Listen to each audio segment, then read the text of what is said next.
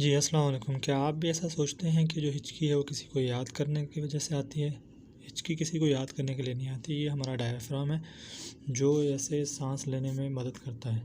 ये diaphragm show हो रहा है, लंग्स के साथ अटैच होता है और ये वहाँ हमारे साँस लेने में मदद करता है और ये हमारा एपिग्लेटिस से जो साँस ले जी, जब हम सही खाना नहीं खाते, कोई चीज़ इसके अंदर आ जाती है तो फिर हमारा स्टमक सही वर्क नहीं करता और ये फँस जाता है। आप देख रहे हैं ऐसे फँसने की वजह से ही हमारे को हिचकी आती है।